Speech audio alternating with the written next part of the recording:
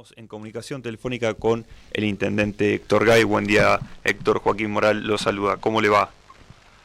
Bien, Joaquín, un gusto para vos, para todos ahí en el piso. Un gusto. No, el gusto es mío, señor intendente. Queríamos hablar con usted un poco de lo que ha sido su agenda. Entendemos que han sido días bastante movidos. Ha tenido reuniones con el jefe de gobierno porteño Horacio Rodríguez Larreta, también con intendentes del Grupo Dorrego, que también contó con la presencia del expresidente Mauricio Macri, y también, reunión virtual con el gobernador de la provincia. ¿Qué le ha dejado principalmente las reuniones políticas en cuanto a lo que acontece a su partido, al color político que lo acompaña a usted? Más allá de obviamente algún tema político que siempre se trata, sobre todo porque estamos en calendario electoral y aunque hoy no sea un tema prioritario, los tiempos corren inexorablemente. El 8 de agosto son las PASO y a principios de junio hay que coordinar las listas y bueno, se empieza a hablar de esto porque sobre todo en una coalición donde confluyen varios partidos políticos, obviamente el tiempo pasa rápido. Igualmente en ambas reuniones el tema central o los temas centrales fueron los que nos preocupan a quienes estamos en gestión. El tema de la economía que empieza a pegar muy duro. Bueno, me parece que los datos del INDEC de ayer nos eximen de mayor comentario: 3 millones de nuevos pobres, 42% de pobreza, y si bien Bahía Blanca es el segundo centro con menor pobreza del país después de la ciudad de Buenos Aires, obviamente este es un tema que preocupa. El tema de la inseguridad, no tanto en nuestro caso, donde los números se mantienen estables, pero hay un crecimiento muy abrupto en el Gran Buenos Aires. Y el otro tema, obviamente, es la pandemia, las dificultades en la vacunación y los efectos que puede tener una segunda ola que evidentemente ya está entre nosotros. Así que siempre es bueno intercambiar opiniones y cómo la están viendo en los distintos ámbitos y qué está haciendo cada uno de los intendentes. En este caso yo tengo permanente contacto tanto con Horacio Rodríguez Larreta como con Guillermo Montenegro, el intendente de Mar del Plata, o Julio Garro de La Plata, porque son situaciones, digamos, de algún modo equivalentes, ¿no? A mí no me sirve demasiado la referencia con los distritos de la región porque son situaciones que son cantidades muy distintas. Alguna cosa obviamente puede servir, pero la impronta de una ciudad de 300.000 o 500 o 600.000 habitantes no es la misma que de una localidad de 20.000 habitantes. Así que estamos permanentemente en contacto para ver qué se hizo, qué dio resultado, cómo aprovechar la experiencia del último año, y lo propio hacemos con las autoridades de la provincia, tanto con el gobernador como con las autoridades de salud, ¿no?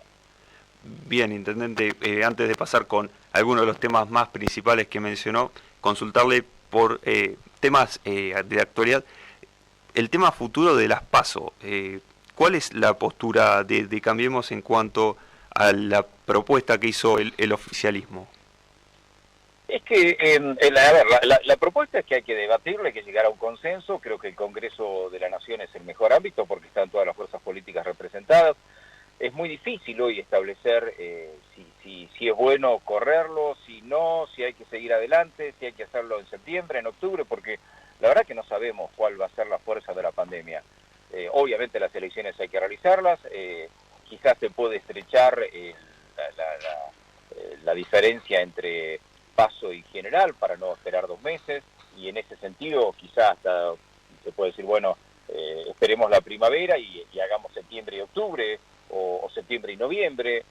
No me parece que es un tema que esté cerrado, ni mucho menos. Hay que ir discutiéndolo. Lo que no se pueden tomar en este caso son decisiones unilaterales porque es un tema que requiere de un consenso, y me parece que todos están dispuestos a debatir. Un poco la polémica o la sorpresa de esta semana porque se tiró el tema así en una reunión que no tenía nada que ver con esto, que era para firmar un acuerdo de obras para la provincia. Se tiró este tema y por ahí se levantó en los medios como que era algo ya conversado, y la realidad es que no había ni siquiera los interlocutores para conversarlo. Pero hasta donde he hablado ayer con algunos referentes de Juntos por el Cambio, hay absoluta disposición para dialogarlo y llegar a un consenso. Me parece que nadie tiene en claro tampoco, porque no sabemos cómo va a evolucionar la pandemia, cuál es el mejor momento para convocar elecciones.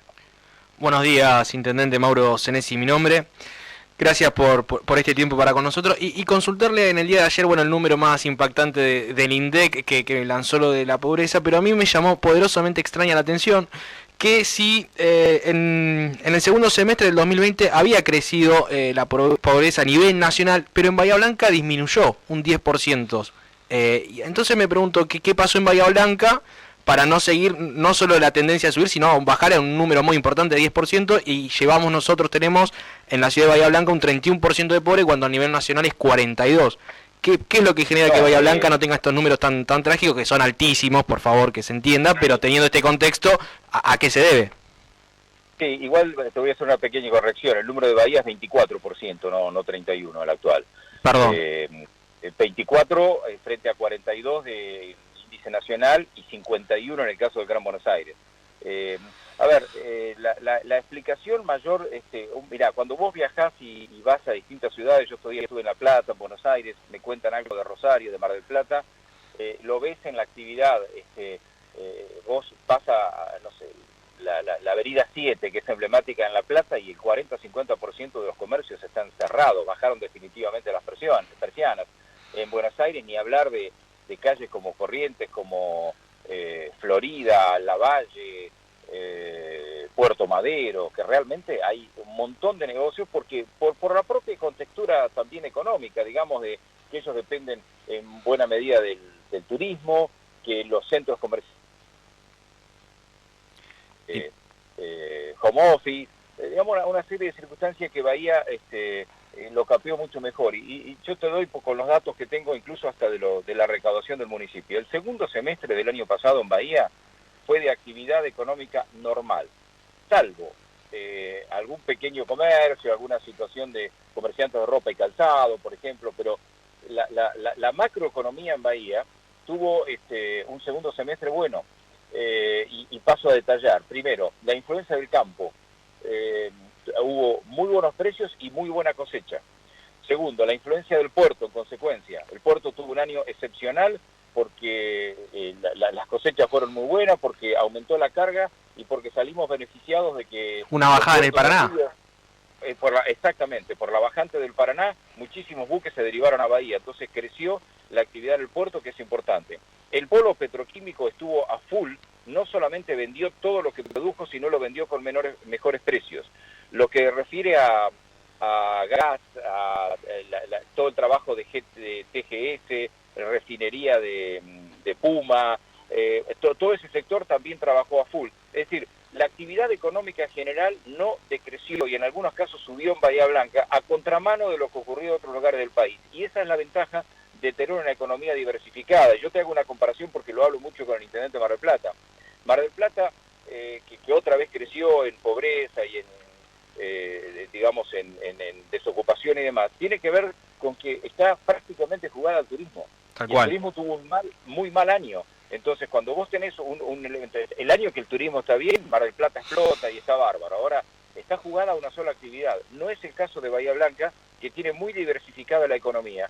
Y esto realmente es bueno, más allá que después los índices del INDEC que pueda, cuestionarse alguna... Pero yo noto también, y lo puedo reflejar en los números que tengo de tributo del municipio que pagan las empresas y demás, es que en el segundo semestre del año pasado no disminuyó la actividad económica en Bahía. Bien. Y ya siguiendo números, me imagino que el número aparte preocupante del INDEC, que usted mismo deslizó que habían conversado, es el tema de los contagios de coronavirus. Y creo que, no sé si habló más con el gobernador Axel Kicillof respecto a futuras restricciones que se puedan llegar a dar. No, en estas horas básicamente hemos estado en contacto con el ministro y viceministro de Salud y con el jefe de gabinete.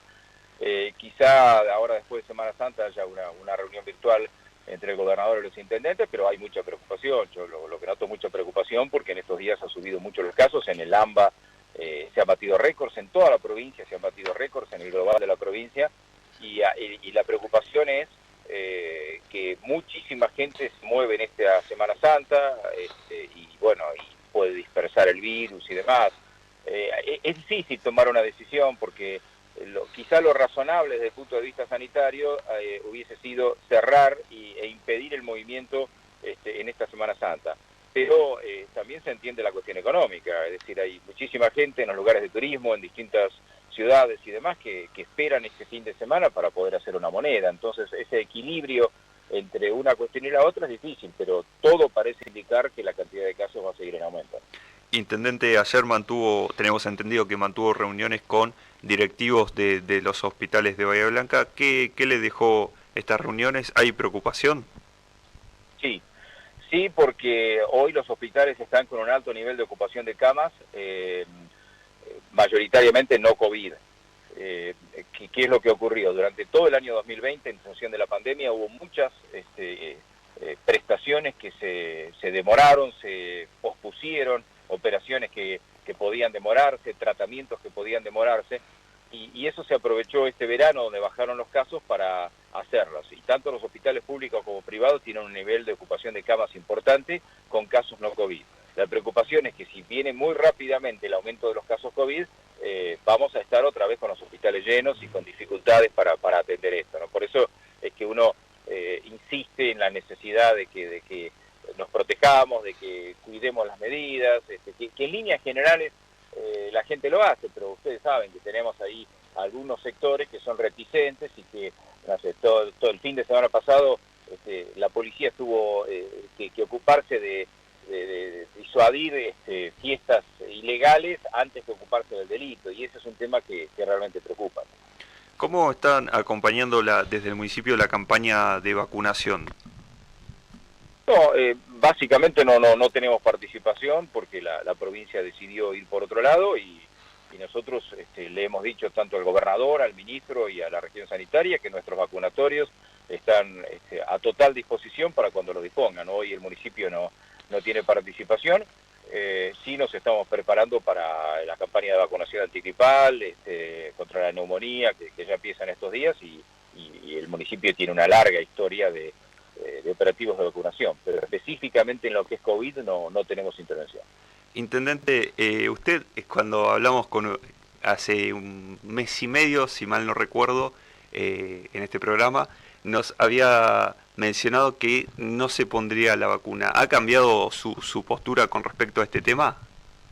No, a ver, para que quede claro, yo dije que primero que soy absolutamente pro vacuna desde siempre, pero yo lo que dije en ese momento es que la vacuna rusa que no tenía los papeles, que no me la iba a dar mientras no tuviera los papeles. Eso cambió porque Sputnik y el laboratorio Gamaleya dio las explicaciones y se publicó en Lancet y en otras publicaciones y está todo en orden. Así que nada, cuando me llegue mi turno obviamente me voy a dar la vacunación. De hecho, yo me anoté en enero como cualquier ciudadano y en el momento que me llegue el turno me daré la vacuna. Intendente, le hago una consulta. Cambiemos ha tenido una postura respecto a la vacunación, elogiando mucho al modelo de Chile. Vemos que Chile está en un confinamiento estricto, pero también no se dijo mucho en Argentina, uno leyendo por ahí diarios de otros países, me enteré que, por ejemplo, la vacuna con la cual están inoculando en Chile, que es la Sinovac, no tiene la tercera fase publicada, o sea, estaba prácticamente en el mismo estadio que estuvo la Sputnik durante el mes de diciembre y enero, y sin embargo desde Cambiemos han tenido una política de elogio con Chile, que está haciendo una campaña de vacunación con una vacuna que es menos efectiva que la Sputnik y no tiene tampoco los papeles como la tenía la vacuna rusa en ese momento denominada. A ver, no conozco en detalle, pero hasta donde sé, y tengo amigos allí, la mayor parte de los chilenos se vacunaron con Pfizer. La otra que vos decís es Sinopharm, no Sinovac. Sinopharm, que también está llegando a la Argentina, pero la gran mayoría se vacunaron con Pfizer. De todos modos, hoy Chile tiene sobre una población de 17, 18 millones, más de 5 millones vacunados. Y la realidad tampoco es que podemos decir que la vacuna es mágica, porque las vacunas en general tienen un desarrollo de 5 o 6 meses, y evidentemente ayer estuve en el hospital municipal y hay un médico que se dio las 2 dosis y igual contrajo la enfermedad. Digo, la vacuna es realmente importante, pero tampoco es que la vacuna hoy como está va a solucionar el tema al 100%. De hecho, lo que está en Europa, vemos lo que está pasando en países como Alemania, como Francia o como Inglaterra, donde tienen un gran porcentaje ya de la gente vacunada y sin embargo siguen teniendo muchos casos. Hay que tomar esto. Lo que uno dice es que, por ejemplo, nunca nos explicaron por qué la Argentina no tiene las vacunas de Pfizer, que hoy son las más efectivas en todos lados, y incluso hubo testeos con argentinos que se ofrecieron como voluntarios, y a la hora de la verdad las vacunas de Pfizer no llegaron, cuando sí llegaron a Chile, a Perú, a Colombia. Esta es una cuestión. Si nosotros hubiésemos tenido otras 2 o 3 millones de vacunas de Pfizer, por ejemplo, hubiésemos avanzado mucho más. Nunca nos explicaron por qué la vacuna de Pfizer no llegó a la Argentina, y esta es una de los motivos de queja. Por ahí hay argumentos valederos, simplemente queremos que los expliquen. Acá tenemos una pregunta sobre... recién mencionó que el municipio no tiene injerencia en lo que es la vacunación, tampoco tiene control sobre que en Bahía Blanca no suceda lo que sucedió en otras localidades y a nivel nacional, como fue el cuestionado vacunatorio VIP. Y respecto a si estaba enterado de, le parece lógico que se utilice Aerolíneas Argentina como la empresa de logística para ir a buscar las vacunas, con lo que genera un sobrecosto porque no es una aerolínea que está habituada a hacer este tipo de operatoria. Bueno, esas son decisiones oficiales, no me parece que sea un tema central si vienen por aerolínea o por otras, el tema es que las vacunas lleguen. No me parece el gobierno ha dispuesto que la aerolínea de bandera sea la que venga y está bien. No, me parece que no es un motivo de cuestionar. Después tendrán que rendir cuentas si salió más caro, salió más barato, esa es una cuestión de logística, ¿no? Pero no me parece un tema central que la vacuna venga por DHL o venga por aerolínea, no es un tema. Y el otro, bueno, hay un registro nacional que es el CISA, el sistema donde está registrada toda la vacunación, así que no es nuestra tarea tampoco. A mí, me parece que muchos de los casos de vacunados VIP que se han conocido, el último más rebumbante fue de la chica esta de 18 años de Avellaneda, surgió porque ella misma lo publicó en las redes sociales.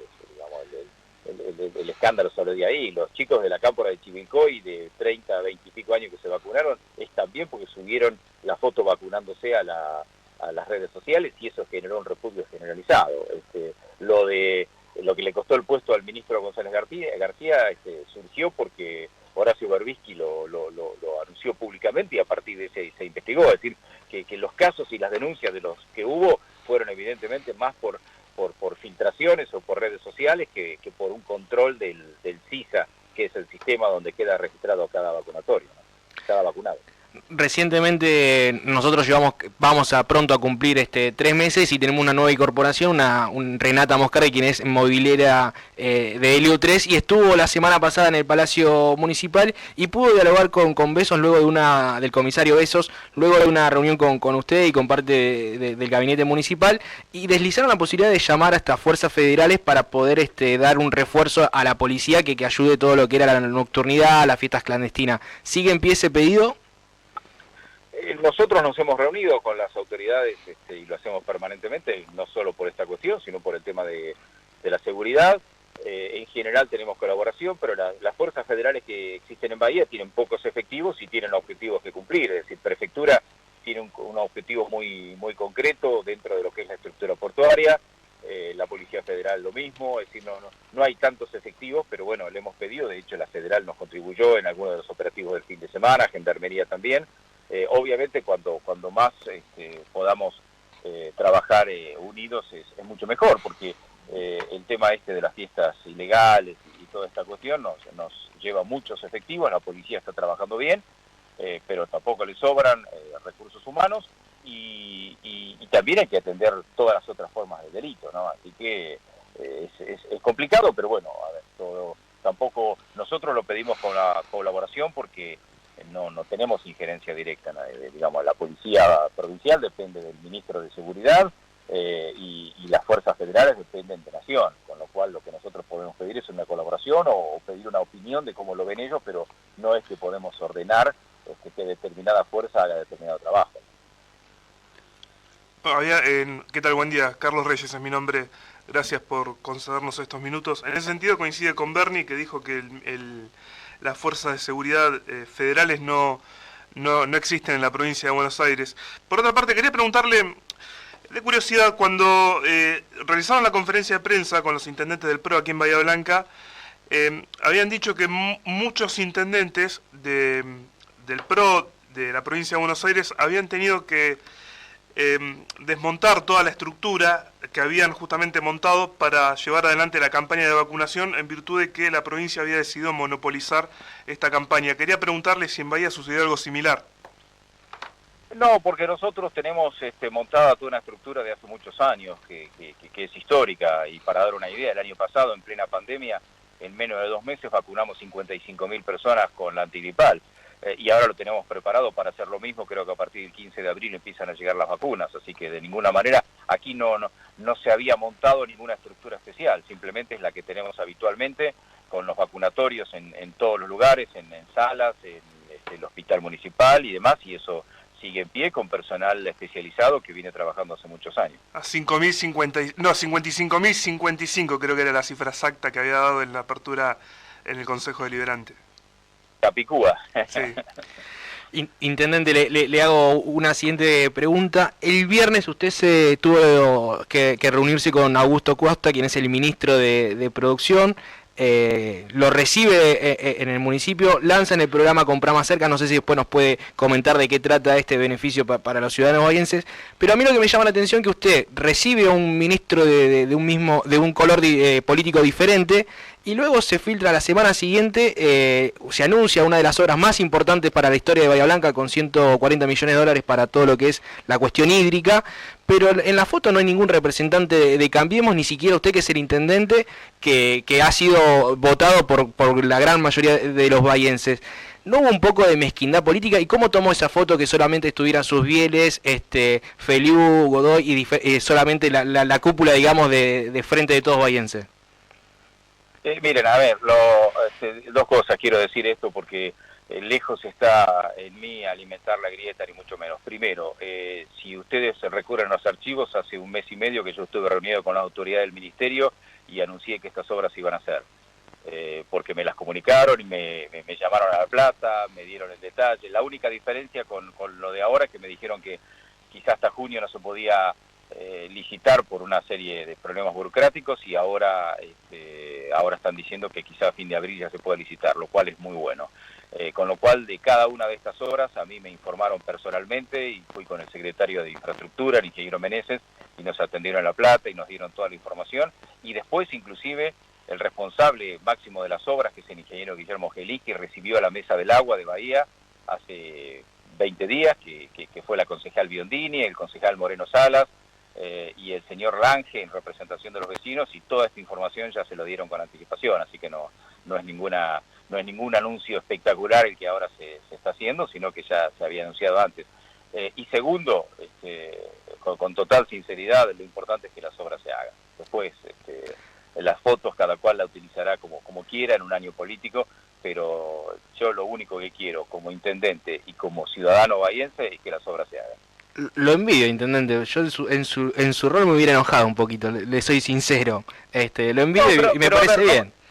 Me hubiera enojado si las obras se le anunciaban primero al presidente del puerto que al intendente, pero a mí ya me las anunciaron hace 1 mes y medio y yo lo comuniqué en su momento, así que no me siento ninguneado, ni mucho menos. Bueno, eso, ¿nos puede conversar un poquito entonces de qué trata el programa Comprá Más Cerca, que fue lanzado el viernes, en el que usted se reunió con el ministro Augusto Costa? Es una idea de la provincia de llegar con un programa de precios en un momento complejo, porque los alimentos están subiendo mucho y demás, a los supermercados y digamos, bocas de expendio intermedias, digamos, aquellos que a los programas no les llegan, porque hay un programa de precios máximos que es de Nación, pero llega a las grandes cadenas. Entonces hay en Bahía una red de supermercados, incluso algunos que tienen 2 o 3 sucursales, que son intermedios, que son más chicos, y que nunca les alcanza esos programas de Nación de control de precios. Y ellos están de acuerdo con esto y se anotaron voluntariamente, y hay una veintena de comercios de Bahía que se sumaron a una red de abastecimiento de precios cuidados, por así decir, que tiene otro nombre, para garantizar el abastecimiento y un precio uniforme, y que no se escape como con alimentos básicos. Así que ese es el programa, y nosotros adquirimos el compromiso de hacer un control de que esos precios estén y demás a través de la OMIC, que ya lo viene haciendo con precios máximos y precios cuidados, y también lo va a hacer en esto. Los inspectores de la OMIC van a verificar que en estos supermercados o autoservicios también estén estos precios y al precio que acordaron. Una pregunta ya totalmente local bahiense. En el discurso usted, cuando abre las sesiones del Consejo Deliberante, no mencionó nada respecto a la nueva negociación que se había llevado adelante con San Gabriel, respecto a lo que es la línea de colectivo 502 y 504 puntualmente, y vemos que ha sido como el tema del mes. ¿No le llama la atención que los números en el cual se dicen que se vendieron estos colectivos, por ejemplo, están muy por debajo de lo que suele ser el mercado? Directamente uno puede entrar a una página de Mercado Libre y ve que es muy diferente los números. No, eso es absolutamente falso, y me parece que hoy ha salido el presidente de SAPEM, Federico Harfield, con detalles, inclusive de alguna venta que se hizo hace 2 o 3 años, y los precios son similares, obviamente medidos en dólares, y responden a lo que la propia empresa Mercedes-Benz cotizó. Nosotros, mejor dicho nosotros, SAPEM básicamente, que es un ente que tiene autonomía, hizo las consultas y están todos los protocolos y todos los informes de precios y de consultas para saber que se hizo a precios de mercado. Porque, a ver, ¿qué es precio de mercado libre?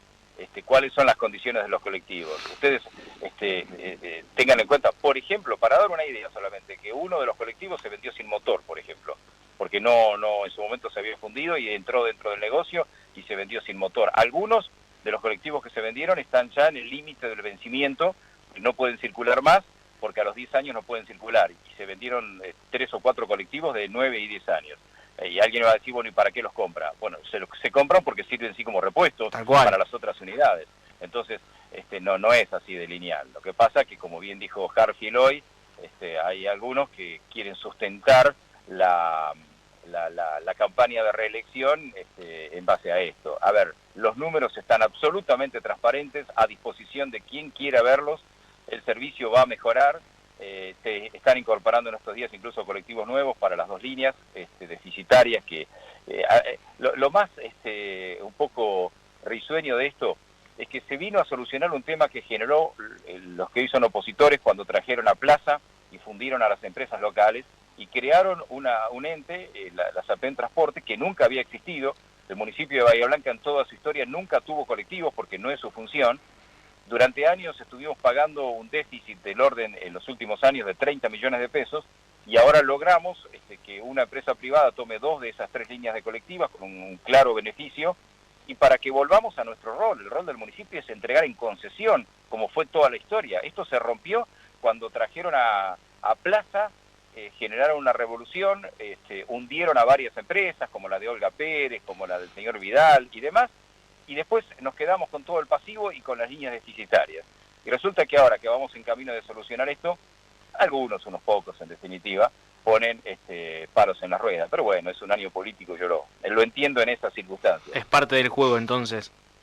No, sí, molesta porque, a ver, nosotros tenemos, para que la gente lo sepa, lo sabe, pero un control absolutamente exhaustivo y permanente del Tribunal de Cuentas de la Provincia de Buenos Aires, que es un órgano colegiado que controla todas las cuentas, todas, y además nosotros las tenemos online permanentemente porque tenemos el sistema de gobierno abierto más amplio de la provincia de Buenos Aires. Todo lo que se contrata, se vende, se licita, está al toque para que lo vea cualquier ciudadano. Y esto ha tenido la aprobación absoluta.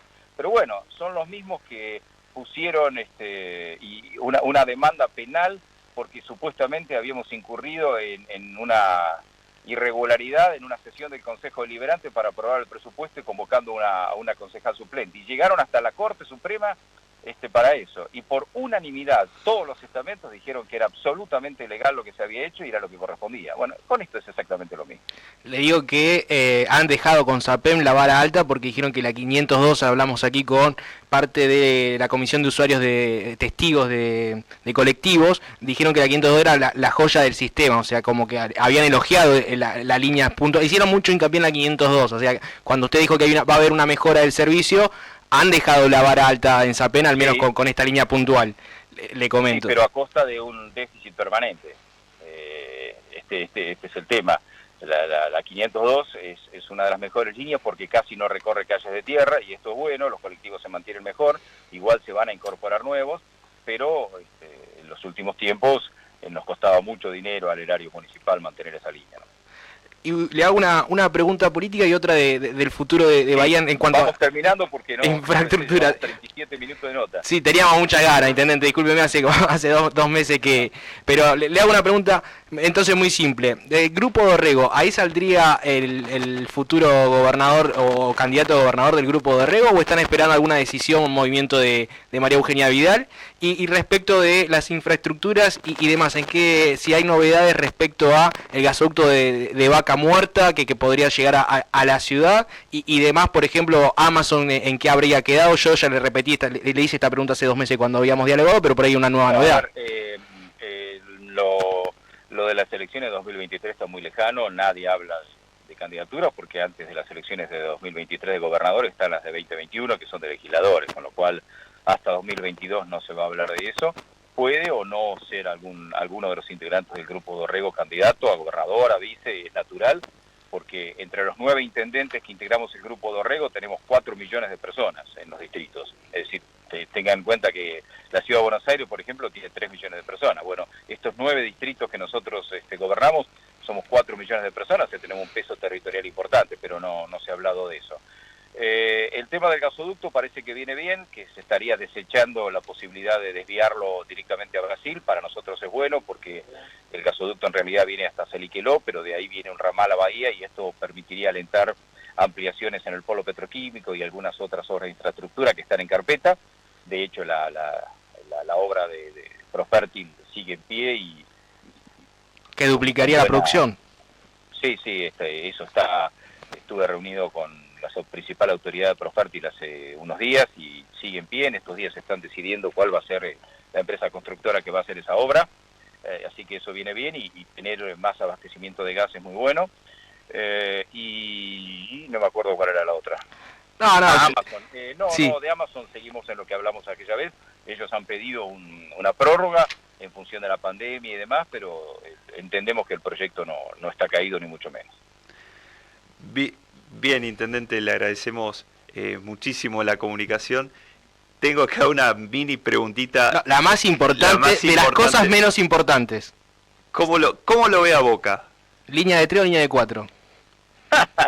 No, la verdad que hace tiempo que no veo a Boca jugar bien. La verdad que me aburre ver jugar a Boca. Ese es el título de la nota, ya está. No, me aburre y encima veo todas estas cuestiones dirigenciales de que se pelea Pergolini y Riquelme, digamos. Me preocupa un poco porque conozco a mucha gente, conozco mucho a Cristian Gribaudo, que fue el candidato a presidente que peleó con Ameal, lo conozco mucho realmente porque fue el presidente del IPS durante la gestión de Vidal. La verdad que era un lujo de dirigente y no sé si la actual dirigencia está a esa altura, pero bueno, veremos. Bien, intendente, le agradecemos muchísimo esta comunicación. Bueno, que tengan felices Pascuas, gracias a ustedes. Igualmente, intendente.